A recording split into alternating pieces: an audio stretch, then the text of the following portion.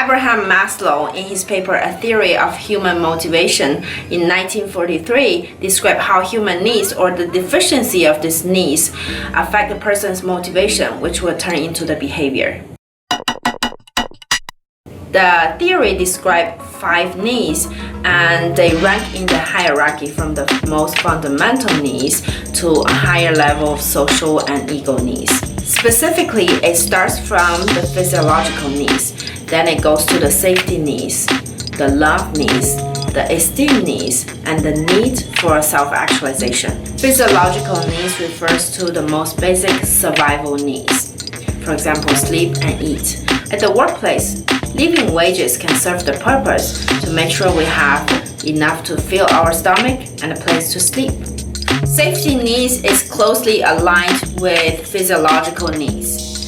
It's providing you the sense of security and safety. It can be for your physical safety, emotional safety, and financial safety.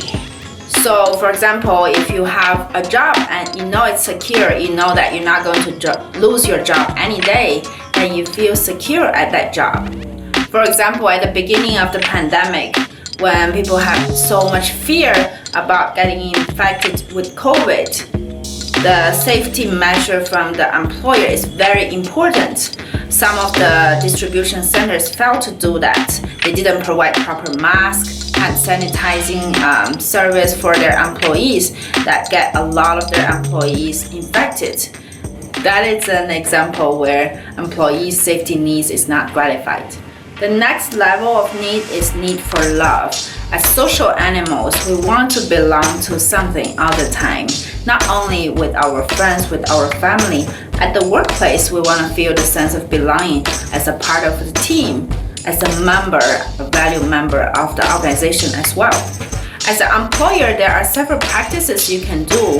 For example, you can create the team building activities for employees to connect with their team.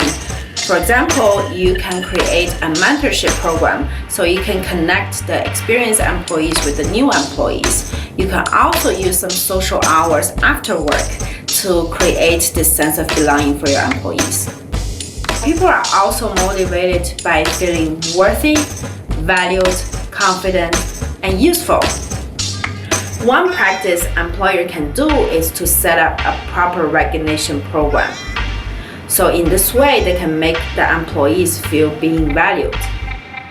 The need for self-actualization is to pursue who you really are, be the authentic you, and it is the ultimate motivation for you to grow. One way to help achieve self-actualization at workplace is to make the employee see the meaning of the job. For instance, a cleaning technician working in the hospital, it can be repetitive and boring and lengthy job. But if you can make the employee see how they indirectly save a person, that is the starting point for them to see the self-actualization. There are a few more things we need to discuss about this theory. First of all, the order of the needs in this hierarchy is fixed, but it's not nearly rigid. There are exceptions. For instance, there might be people who value esteem more than love, or people who are identified as sociopath personality. They might have lost the need for love permanently. There are artists who value the self-actualization more than any other things. In certain people, certain level of aspiration might be permanently diluted or lowered. For instance, if a person has experienced starvation for a long period of his life, then maybe he will be satisfied by only having enough food, and the higher needs doesn't emerge anymore. The other thing is the degree of satisfaction. As Maslow stated in the original paper, if one need is satisfied, then another emerges. But you don't have to be 100% satisfied. Next is unconsciousness. So most often, many people are unconscious about these needs. These are unconscious drive of your behavior. He also specified that he didn't claim that this hierarchy of needs works for every culture, works universally across all the cultures.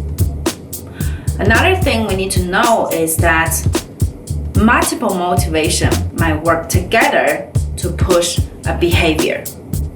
And there are strongly motivated behavior. There's also weakly motivated behavior. We also need to be aware that motivation is one of the determinants of behavior. Other things like biological factors, cultural factors are also the determinants of a person's behavior. Later on, Maslow expanded the hierarchy to include more levels of the needs. Another thing he did is to differentiate the deficiency needs, which is driven by deprivation, and the growth needs. I hope you enjoyed the video. Thank you.